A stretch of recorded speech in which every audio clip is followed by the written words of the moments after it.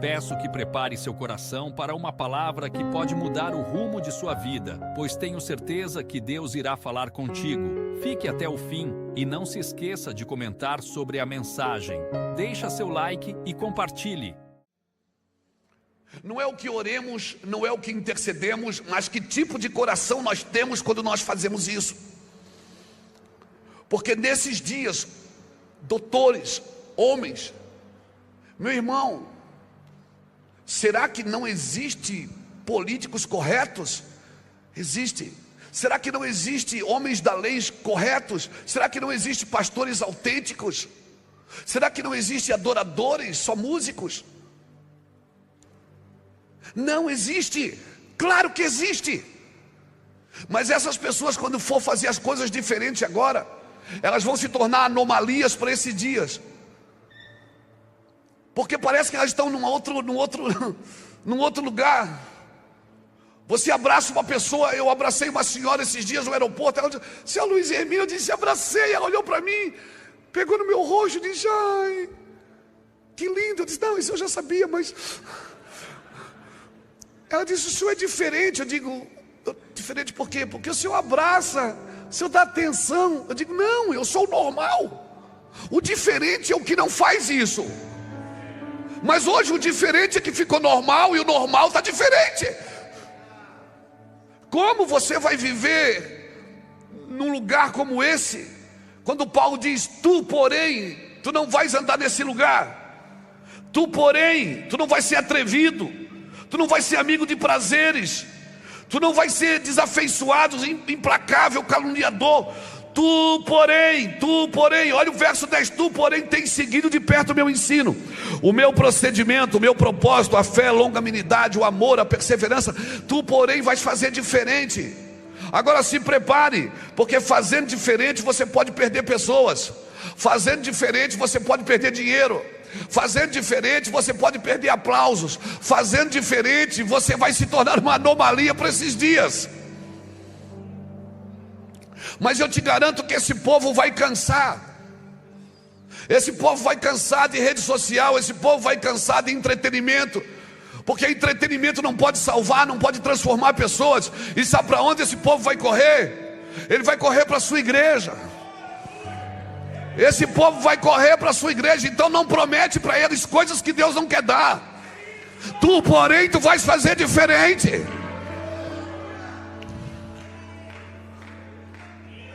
Esse povo vai cansar, irmãos.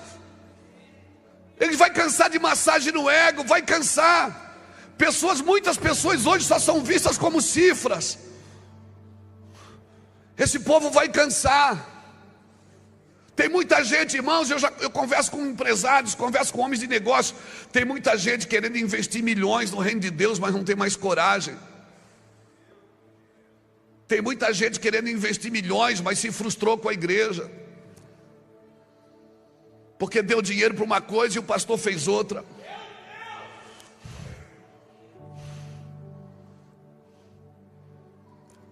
Mas eu quero dizer para você, tu porém, tu vais fazer diferente. Cutuca alguém que está do seu lado e diga para ele: não tenha medo de fazer diferente. Não tenha medo de ser diferente. Aleluia. Depois você dá uma olhada lá em Números, capítulo 13. Depois você olha, eu não vou ler. Depois você olha lá em Números, no capítulo 13, do versículo 25 ao 33. Quando o povo que Moisés mandou espiar a terra, até porque Deus nem mandou espiar a terra. Deus não mandou espiar a terra. Deus mandou tomar a terra. Entra e toma posse da terra.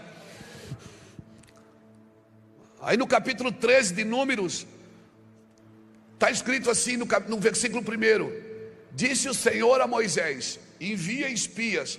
Quando você lê, disse o Senhor a Moisés, bota aqui para mim Números capítulo 13, versículo 1.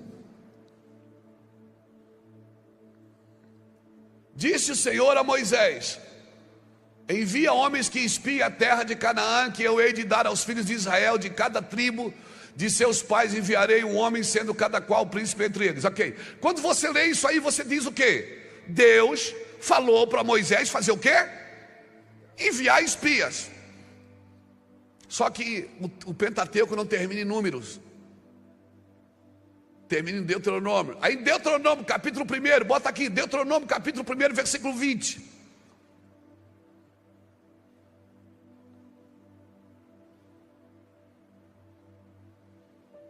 Alô? Então, Moisés está falando. Então eu vos disse, tendes chegado à região montanhosa dos amorreus, que o Senhor nosso Deus nos dá. Eis que o Senhor teu Deus te colocou a esta terra diante de ti. Sobe e o quê? Possua, como te falou o Senhor teu Deus, o Deus de teus pais. Não temas e não te... Olha aí o 22. Então todos vós vos chegastes a mim e disseste, mandemos homens adiante de nós, para que vos espiem a terra e nos digam por que caminho devemos subir e que cidade devemos ir. Isto me pareceu bem, de maneira que eu tomei dentre vós 12 homens, e de cada tribo um homem, e o enviei. A minha pergunta é, foi Deus que mandou Moisés espiar a terra? Não, Deus disse, toma e possui. Então aqui em Deuteronômio, Moisés está consertando Números 13, porque Deus não mandou espiar. Deus disse, entra, toma posse, pega. Mas daí vocês me rodearam e vocês disseram, vamos enviar homens diante de nós. Eu achei que a ideia foi boa. Esse é o problema, é que quando você ouve ideias boas, mas não ouve mais o Senhor, e as ideias boas dizem, é melhor a gente cuidar, né? Tem que cuidar. E Deus diz, não, cuida, pega.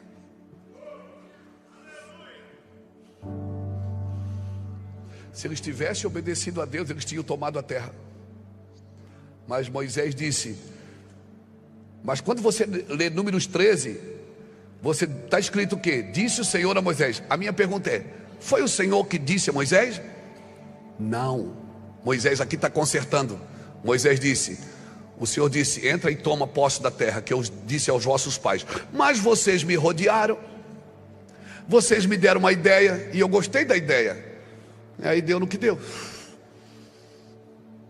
Só 2 homens. Só 2 homens.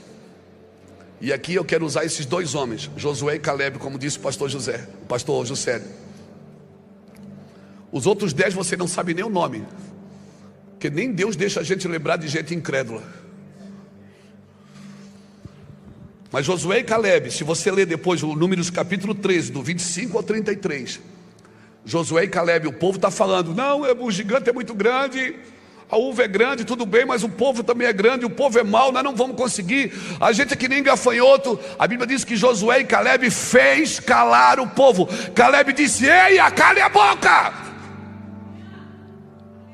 E Caleb fez uma coisa, a Bíblia diz que ele lembrou o povo do que Deus havia dito.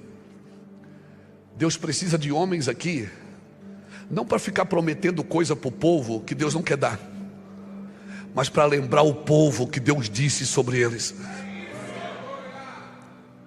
Para lembrar o povo, nós estamos aqui para lembrar o que Deus disse. Nós estamos aqui para lembrar o que Deus disse. Quantas almas, Luiz Hermínio, você já ganhou para Jesus? Nenhuma. Eu só lembro as pessoas que elas já foram compradas por bom preço, que Jesus já pagou o preço delas, que Jesus já pagou a vida delas. Eu não estou aqui para ganhar as almas para Jesus, eu estou aqui para lembrá-las do que Jesus fez por elas. Porque se eu achar que eu ganho as almas, sutilmente, com o tempo, eu vou anulando o trabalho da cruz. Eu estou aqui para lembrar você que Jesus te disse o que Jesus disse a teu respeito. Te esforça por aquilo que Jesus te disse. Gaste um preço por aquilo que Jesus te disse. Te esforça, te tem de bom ânimo. Caleb fez calar o povo e disse, lembra do que o Senhor disse. Lembra, nós estamos aqui para lembrar o que o Senhor disse. Então eu vim aqui te lembrar nessa manhã, pastores e pastoras, o mundo vai ser assim, não vai mudar, o mundo vai ficar pior, mas tu porém és diferente. Tu porém aprendeste diferente, tu porém comeste uma comida diferente, tu porém fazes coisas diferentes. Não negocie a verdade para viver bem. Não negocie a verdade para viver bem. O que te salva não é viver bem, é viver a verdade. Porque esse povo que está fazendo de tudo para viver bem vai cansar e não vai ser transformado. E sabe onde eles vão bater? Lá na sua igreja. Vão bater, vão estar prósperos, abençoados, mas com seus lares destruídos, com as suas famílias destruídas. Eles vão bater e vão dizer: me ajudem, me ajudem. Hoje eu passo mais tempo trabalhando na edificação de crentes do que ganhando almas para Jesus. Hoje eu gasto muito mais tempo na edificação de pastores e líderes, que muitas vezes tem tudo para ser feliz, tem um ministério lindo, tem um dom maravilhoso. Meu Deus, o cara abre a boca assim, é maravilhoso, mas suas casas, seus lares estão em ruínas. Sua vida sentimental e emocional está em ruína. A doença do século é depressão. A doença do século é ansiedade. Todo mundo tem TDAH. É um sofrimento pelo futuro, é um sofrimento pelo presente, é um sofrimento pelo passado. Parece que as pessoas perderam a eternidade de vista. Oh meu Deus, eu preciso lembrar das coisas que são do alto. Paulo me doutrina em Colossenses capítulo 3. Ele diz: pensa nas coisas que são do alto, buscai as coisas que são de cima. Você não vai ser depressivo, você não vai ser ansioso. Irmãos, de 10 pessoas que você conversa, 5 têm TDAH, 5 estão doentes. A ansiedade. Esse é o preço da ambição. Esse é o preço de um evangelho desfocado, de uma pressa eminente. Meu Deus, que loucura, gente. Que loucura. Está virando uma loucura isso. E, meu Deus, eu vou te falar, Deus não leu os nossos livros doutrinários para se comportar como a gente pensa que Ele vai se comportar. Deus não está na nossa pressa, não vive dentro da nossa pressa. O mundo está caminhando para um lugar, mas tu porém és diferente. Tu porém não vais para este lugar. Amém? Amém? Quer saber o que eu acho? É o que eu acho. Você come se quiser, e se não quiser só deixa do ladinho ou põe no lixo. Você que pensa que está doente, às vezes está depressivo, está angustiado. Talvez você traduza isso para o sistema biológico. Será que isso não é a angústia de Deus compartilhando com você, para você entrar em lugares de intercessão? Será que Deus não tem que provocar uma dor na gente para a gente procurar Ele? Quantas vezes eu acordo aí assim: o que foi, amor? Eu digo: não sei, estou com vontade de chorar. Ela diz: mas por quê? Está tudo bem. Eu digo: eu não sei. Aí eu vou chorar, entro no quarto, boto um solzinho, fecha a porta, 10 minutos. Aquela angústia começa a se transformar em intercessão. Aí eu digo: fala para mim, Senhor, eu estou doente. Ele diz: não, eu só estou compartilhando meu coração com você, eu queria que você orasse por isso. Eu fico perguntando, um Deus que sabe tudo sobre todos, para que Ele vai cutucar minha vida que está tudo bem, para mim orar junto com Ele? Por quê? Para que Deus precisa de mim para interceder pela terra, se Ele pode fazer isso? Porque disse Luiz: eu respeito a autoridade. Como é que é? Eu respeito a autoridade. Talvez isso não cabe na sua teologia, mas se Ele disse que os céus pertencem ao Senhor, mas a terra Ele deu para os filhos do homem, então quando Ele vai fazer alguma coisa na terra, por acaso eu vou fazer alguma coisa a Abraão? Por acaso eu vou fazer alguma coisa que sem consultar o meu servo Abraão, sem falar para Abraão, visto que ele e a sua descendência serão abençoados na terra? Sabe por que Deus te consulta? Sabe por que Deus compartilha com você? Porque Ele te entregou a terra. Por acaso eu ocultaria alguma coisa de Abraão? Depois você lê Gênesis capítulo 18, versículo está aí na Bíblia. Por acaso eu ocultaria alguma coisa de Abraão? Visto que eu o escolhi para que ele e a sua descendência depois dele. Então tem coisas que Deus está compartilhando com você. Você acha que é doença? Não é. É só angústia, é dor no corpo, é dor na alma, é dor nos ossos. É angústia. Jeremias diz no capítulo 9: oxalá a minha cabeça se transformasse em água e meus olhos em fonte de lágrimas. Então eu choraria noite e dia pela filha do meu povo. Jeremias é considerado o profeta chorão porque Deus compartilhava a dor de Israel com ele. Então se prepare, porque muitos desânimos que estão batendo na sua vida, desânimo, você não tem vontade de orar. Quer saber? Você nunca vai ter.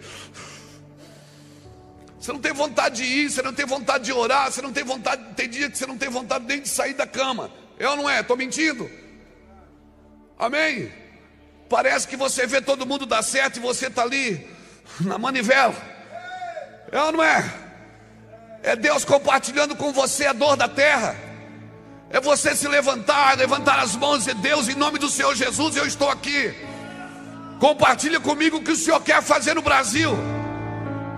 O que o Senhor quer fazer no Brasil. Tem cargas que Deus quer colocar na vida da igreja. Mas a igreja fica olhando: mas o mundo está perdido, o mundo está desgraçado, o mundo está acabado. E Deus diz: tira os olhos do mundo, olhe para mim.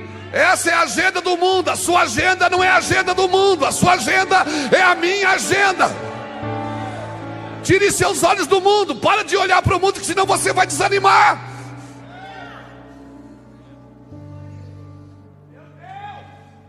Mas quando você olhar para a eternidade e Deus disser: vem cá, você vai olhar para o mundo e vai dizer: ei, toda a terra está cheia da sua glória. E você, por pior que você se sinta, você vai dizer: Deus, envia-me a mim, envia-me a mim. Eu vou, eu falo, eu prego, eu ensino, eu ajudo.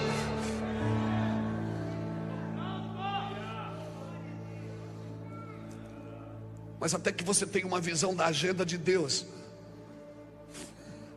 tire os olhos da terra. O mundo vai, sabe tu porém que o mundo vai ser assim, os homens vão ser assim. E você não tem que ser igual a esses homens. Você não tem que menosprezá-los, você não tem que tratá-los mal, você não tem que ignorá-los, até porque você vai ter que chorar por eles. Até que você vai ter que pregar para eles e ajudá-los. Tu porém permanece no meu ensino. Estás vendo as perseguições que eu estou sofrendo? Paulo disse: eu estou te gerando nessas perseguições. Estás vendo? É nessas perseguições Paulo está falando. Então se prepare. Paulo dizendo: você ficou comigo aqui, não ficou? Então está vendo? É assim que vai ser. Então fica junto. Fica junto. Timóteo poderia dizer assim: eu sou pastor da maior igreja de Éfeso. O cara está preso. Vem querer me doutrinar? E Paulo dizendo assim: sede meu imitador. Cabe isso na sua cabeça? Não cabe. Então se prepare. Se prepare. Deus está nos chamando para esse lugar de santidade, esse lugar de pureza. E santidade não é ignorar o pecado, mas é lutar para superá-lo diariamente. Essa angústia que nós vivemos é a superação do pecado diário, irmãos. Porque o pecado está no ar, está dentro da sua casa, está no seu celular. É o dia todo lutando contra o pecado, nas últimas horas de sua vida. Dá uma olhada, nas últimas horas de sua vida, Jesus recebe Judas para jantar e ainda lava o pé dele. Eu estava vendo esse texto esses dias. Sabe que eu estava lendo esse texto esses dias? Passou uma coisa na minha cabeça. Meu Deus, Jesus tratou o seu traidor melhor do que eu costumo tratar meus amigos. Eu pensei, esse é o meu padrão. Nas últimas horas de vida, Jesus faz um jantar, chama Judas, lava o pé dele e chama ele de amigo. E eu pensei, cara, Jesus tratou o seu traidor melhor do que muitas vezes eu trato os meus próprios amigos. Então eu pensei, eu não estou nesse padrão ainda, Ricardo. Eu preciso morrer mais. Irmãos, se prepare, porque o esfriamento espiritual, a apostasia, a iniquidade vai esfriar o coração de muitos homens e mulheres de Deus. E nós vamos ter que responder com amor. Amor vai ser sempre a resposta, não importa a pergunta. Não importa a pergunta, o amor vai ter que ser sempre a resposta. A pergunta que te fizerem, você vai responder com amor. Deus responde aos nossos corações muito mais do que as nossas palavras. Irmãos, Deus responde ao nosso coração muito mais do que responde às nossas palavras. Então, esse mundo aqui fora, essas ruas estreitas, essa porta estreita, como foi dito aqui ontem, esse caminho apertado, ele só tem um objetivo: é me expandir por dentro, me esticar por dentro, abrir lacunas dentro de mim para que Deus possa despejar da sua glória.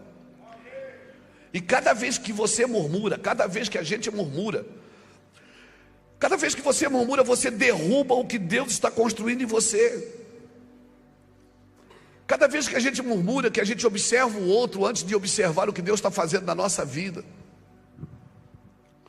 A figura de paternidade, irmãos, de Deus na nossa vida, ela não pode ser apagada. Sabe, esses dias alguém me falou assim: pastor, posso fazer uma pergunta? Eu digo, pode.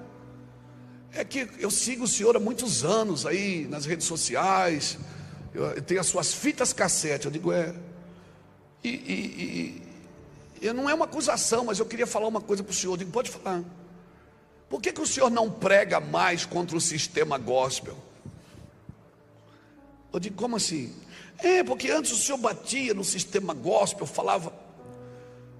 Eu digo, é porque eu não tinha o amor que eu tenho hoje. Como é que é? Eu digo, eu tinha uma verdade, só que ela não estava coberta de amor. Eu tinha uma palavra de justiça e de juízo, e elas eram verdadeiras, e são verdadeiras. Só que o Senhor me disse que eu só posso curar aquilo que eu amo, não aquilo que eu ataco.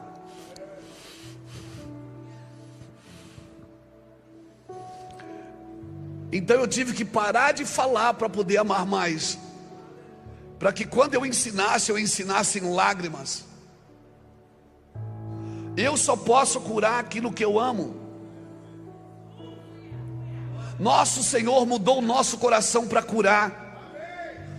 Uma igreja de dentro para fora é uma igreja que vai trabalhar em amor para curar. É uma igreja que ela continua acreditando no casamento, mas ela vai ter que amar tanto o divorciado, falar tanto de amor para ele, que ele acorde. Você está me entendendo? Uma igreja madura que vai separar o pecado do pecador, o bandido do crime, porque ele vai para a cadeia, esse bandido, mas eu vou ter que visitá-lo.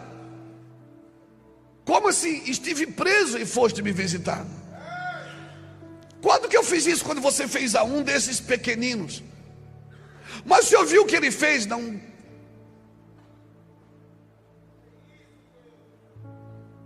Eu só quero que você vai visitá-lo. Mas o senhor viu o que ele fez? Luiz, eu tenho vaso de honras, vaso de desonras, eu tenho vaso de misericórdias e vasos de ira, e todos eu cumpro um propósito. Depois você lê Romanos capítulo 9. Uns foram criados para vasos de honra e outros para vasos de desonra. E quem é o vaso para reclamar do seu oleiro? Quem é o vaso para dizer para o seu oleiro como ele deve fazer? Tudo de Deus funciona para quem entrega tudo para Deus, irmãos. Eu quero deixar essa palavra no seu espírito. Você recebe ela, meu irmão? Eu quero deixar essa palavra no seu espírito, porque você vai ter que ser diferente nesses dias. As pessoas têm que olhar para você e dizer assim: cara, aqui tem um evangelho diferente. Não é o evangelho da licenciosidade, não é também o evangelho da justiça própria. É um evangelho de acesso, aonde o pecador tem acesso. Porque a obra da cruz, irmão, ela torna as piores prostitutas das maiores adoradoras, os piores publicanos dos maiores administradores. Só a obra da cruz destrona os principados e potestades das vidas das pessoas. Só a obra da cruz pode fazer isso, mais ninguém. Então, o que eu faço, pastor? Eu só tenho que ser diferente.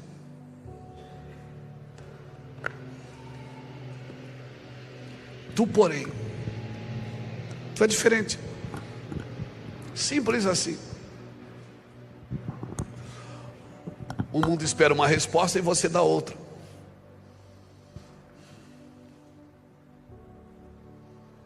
O mundo espera uma coisa e você dá outra. Você entrega outra. Porque o seu padrão é o padrão de Deus. Pensa nas coisas que são do alto. Depois você lê Colossenses 3. Eu estou pregando lá em Itajaí sobre Colossenses capítulo 3. Fazer morrer a vossa natureza terrena. Fazer morrer a vossa natureza terrena. Muitos de nós já entregamos o coração para Jesus, mas a nossa cabeça ainda pensa como alguém da terra. Muitos de nós entregamos o coração para Jesus, mas a nossa mente ainda é terrena. Nossa inteligência ainda é terrena. Os nossos julgamentos, as nossas condenações, os nossos discernimentos. Não, irmãos, eu preciso nascer de novo, aqui também. Eu preciso pensar nas coisas que são do alto. Eu sou um pastor. E eu não abri igreja para agradar pessoas. E eu sei, como é que você sabe que está sendo provado? Eu sei, porque nós estamos sendo provados, inclusive em finanças. E eu sei quando Deus quer tratar de mim, para que eu mude a mensagem. Porque quando as coisas começam a apertar, você vai procurando um lugar para tentar se adequar. Você não tem que se adequar a este mundo, irmãos. Você tem que viver de uma forma a qual o mundo que você pertence venha e leve de toda a massa. Você não tem, porque o evangelho, ele não é hóspede de nenhuma cultura. O evangelho é juiz de todas as culturas da terra. Por isso você não chega e se hospeda em nada. Você chega para julgar a cultura da terra. O evangelho chega para julgar. Jesus julgou comportamentos. Depois você lê Colossenses capítulo 3. Ali fala que você e eu precisamos nascer de novo. Depois fala que nós precisamos matar a nossa natureza terrena. Depois fala no final dos deveres domésticos. Maridos fazem assim, esposas fazem assim, servos façam assim, patrões fazem assim, filhos fazem desse jeito, filhas fazem desse jeito. Ele tem, Colossenses capítulo 3 é uma aula de Paulo, é o exercício de quem nasceu de novo. O exercício de obediências, de uma obediência cotidiana. Eu quero deixar essa palavra para você. Eu não sei se você percebeu, mas ontem e hoje as palavras elas estão sendo bem, não tem muita uau. É como se o Senhor estivesse passando um prumo em nós. O Senhor está passando um prumo em nós, irmãos, na igreja brasileira. Se preparem. O Senhor está passando um prumo em nós. Ontem e hoje, lá em Itajaí está do mesmo jeito. Não tem muita celebração. O que a gente está vivendo dizendo, ai, aleluia. Ai, aleluia. Ai, aleluia. Enquanto o mundo te convida, venha prosperar. 7 passos para você ficar rico. 5 maneiras de você. Tá lá, tem tantas receitas na internet. Faça essas 8 coisas e você será feliz. Viva dessa. Que ódio, que nojo disso tudo. Não existe varinha de condão. Não existe. Jesus é o caminho, a verdade e a vida, e ponto final. Paliativos para a alma não servem para esses dias. Se prepare. Agora se examine, eu termino aqui. Se examine. Muitas das dores que você sente, inclusive no corpo, músculos, nervos, ossos. Você faz exame e não sabe o que é, e o médico não sabe, e você não sabe, e tem dia que você está bem, tem dia que você está, ai meu Deus, ai eu estou morrendo. Deve ser a idade, deve ser por causa disso, é porque eu estou indo na academia, porque eu joguei futebol, é porque... Não, muitas das dores que nós sentimos no corpo, Paulo dizia, eu trago no meu corpo as marcas de um evangelho. Então se prepare, tem muitas coisas que você está sentindo no corpo, que é Deus tentando cutucar, Deus cutucando você, chutando você, dizendo, acorda aqui, ora por isso. Você vai sentir no seu corpo o que eu sinto pelo meu corpo, chamado corpo de Cristo. Muitas das coisas, se examine, se examine. Se examine, não estou dizendo que você não pode ficar doente, eu não estou dizendo que muitas doenças não são patológicas, não é isso, por favor, entenda no seu espírito. Mas se examine, Deus está chamando você, provocando você a uma intercessão cotidiana. Uma intercessão cotidiana, mas eu só vou interceder por aquilo que eu sou apaixonado. Eu só vou interceder por aquilo que eu sou apaixonado. Por favor, não corra mais atrás de estratégias. Como eu faço a minha igreja crescer, como eu faço, nós já corremos tanto, já mudamos tanto de lugar, irmãos. Tantas visões de massificação ficaram pelo caminho. Quantas visões de massificação ficaram pelo caminho. Quantos planos de ações nós já tivemos na igreja para encher nossas cadeiras. E deu certo por um tempo e depois foi tudo a boca rota. Por quê? Porque não existe varinha de condão, irmãos. O evangelho, ele é naturalmente sobrenatural. O evangelho é assim, tem dia que está bom, tem dia que não está. Tem domingo que você não precisa nem pregar. Parece que o time dá tudo certo. Tem dia que você se esforça, dói a cabeça, dói tudo, parece que não vai. Um domingo aí atrás eu preguei. Meu Deus, parecia que eu estava sozinho dentro da igreja. Ninguém responde, dá vontade de jogar o microfone em alguém.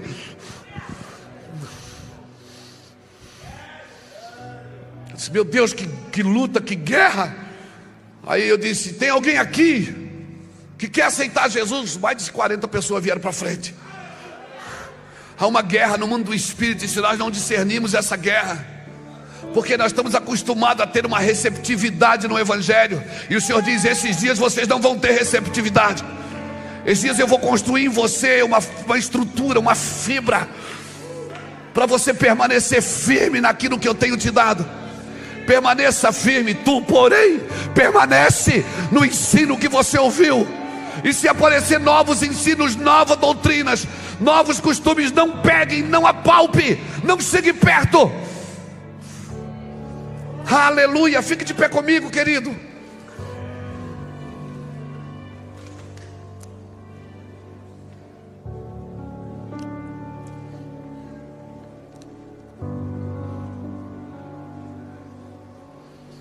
O evangelho não é a recompensa do justo. O evangelho é a esperança para o perdido. Eu não sei quanto a você, eu quero entrar nessa academia espiritual. Não é fácil levantar esses pesos todos os dias. Mas o jugo é leve, eu sei, tudo isso é bonito. Mas nesses dias é pior. Por quê, pastor, que é pior?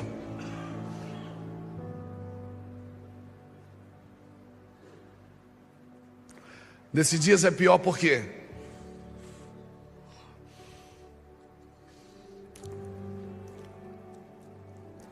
Porque para Deus não adianta ter 32 mil desfocados, é melhor ter 300, uma trombeta na mão, com um cântaro e uma tocha acesa. olhando para Jesus e Jesus dizendo assim: olhe para mim, e como eu fizer vocês façam. Olhe para mim, e como eu fizer vocês façam. Porque nos próximos dias, nos próximos anos, muitas estratégias vão cair por terra. Muitas estratégias de crescimento vão cair por terra. Se preparem, escrevam isso, vocês vão viver isso. Muitas coisas que nós criamos para fazer a igreja frutificar vai cair por terra. Muitos fermentos que nós colocamos na árvore, na massa para ela levedar, vai cair por terra. Porque eram fermentos de fariseu. E Jesus vai dizer: eu estou voltando com o evangelho genuíno. Eu estou voltando, por que eu tenho que voltar? Porque vocês saíram do foco, então eu preciso trazê-los de volta. Eu quero que vocês voltem para o evangelho genuíno. Prega novo nascimento. Tem gente que, irmão, Juscelio, eu tive no café de pastores, eu preguei sobre novo nascimento para os pastores. E eu de madrugada lendo a Bíblia, e o Senhor dizia: fala do novo nascimento. Eu disse: mas é pastor. Eu disse: mas eles precisam nascer de novo. Eu disse: Senhor, mas não... Eu não terminei a mensagem, irmãos. As pessoas começaram a gritar e vir para frente. Eu disse: mas Senhor, a gente quer pregar novo nascimento no culto da tarde da bênção. E o Senhor estava dizendo: eu estou reevangelizando a minha igreja. Um dia vocês falaram aqui que Deus estava fazendo, que Deus mostrou para Lulu, que o Senhor estava reformulando o seu exército. É isso, né? Essa é a palavra desses dias. O Senhor está renovando inclusive as nossas armas de guerra, as nossas ferramentas de guerra. Porque o estilingue, a funda, derruba gigante, mas não derruba mais, tá? Ei, não derruba mais, tá, querido? Guarda o estilingue.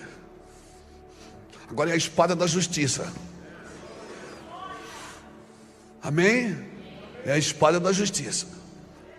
Deus está reformulando o seu exército chamado igreja. Irmão, não negocia, não facilita.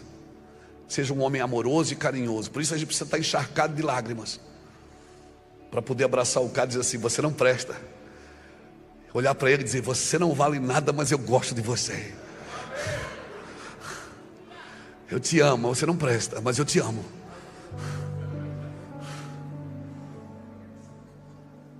Porque a pessoa que tem coragem de falar isso para você: você não presta, não, mas eu amo você.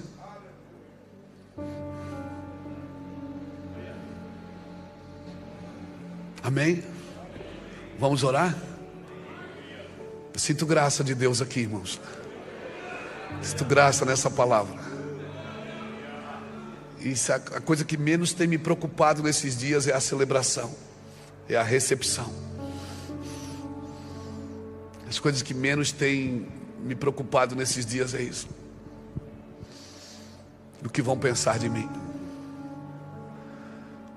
Nós estamos aqui entre pastores e tem também milhares de pessoas nos assistindo pela internet. E eu convido você que está em casa também a dobrar seus joelhos e pedir: Senhor,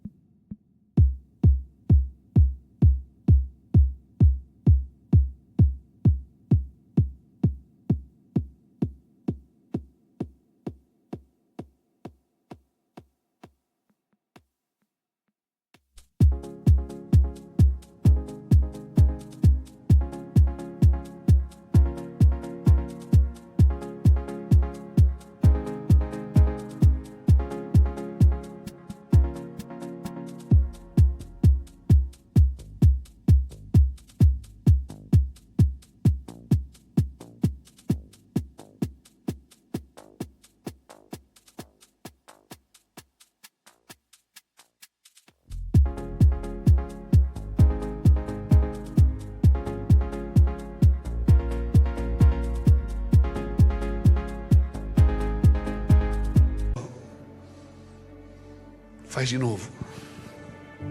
Queima os nossos corações com avivamento, Senhor. Nós queremos viver no meio disso. O mundo vai ser assim, nós não vamos nos esconder. Nós vamos viver no meio disso, mas nós vamos ser diferentes. Se Deus falou contigo, dobre seu joelho. Se você quiser vir aqui na frente, fique à vontade. Mas eu quero orar. A paz do Senhor, meus irmãos. Gostou da mensagem? Deixa seu like e compartilhe. Veja outras pregações que preparei para você. É só clicar no link e Deus o abençoe.